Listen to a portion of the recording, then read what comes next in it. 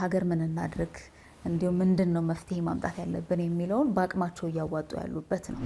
ታናናሾቼ በወጉ እንዲማሩ አባትናቴን መደገፍ የኔ ኃላፊነት ነው ብዬ ነው የወሰድኩት። መፋቂያ ከመንገድ እንገዛለን። ከምንድነው የተሰሩት ብለን እንጠይቃለን። ወይ የምን ዛፍ ነው የምንቀጣል ነው ብለን እንጠይቃለን።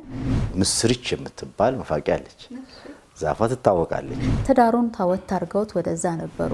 የአሁኑ የኢትዮጵያ ጠቅላይ ሚኒስትር ክቡር ዶክተር አብይ አህመድ ነበሩና ከሳቸው ጋር የመስራት እድል አገኘው። 1 አመት አብረን ሰራን። ማሰብ ከዛ እናደርገዋለን ብሎ መጀመሪያ ማመን ከዛ ማድረግ መጀመር ሆኖ እንዲታይ ያደርገዋል። የጃፓን መንግስት የንጉስ ሽልማት የተሰጠኝ ከጃፓን ንጉስ ሽልማት ነው የሚባለው። ራይዚንግ ሰን ጎልደን ሲልቨር አዋርድ ይባላል። ዶክተር በረከት እንዴት ናት? የኪደና ናት። ምርምር መነሻ ሆነ። አሁን ደግሞ መልሰው ምርምር ውስጥ ገቡ። አዋቂ ኢትዮጵያውያን የተቋም ግንባታ ላይ አስተውለው ሊሰሩ ይገባል።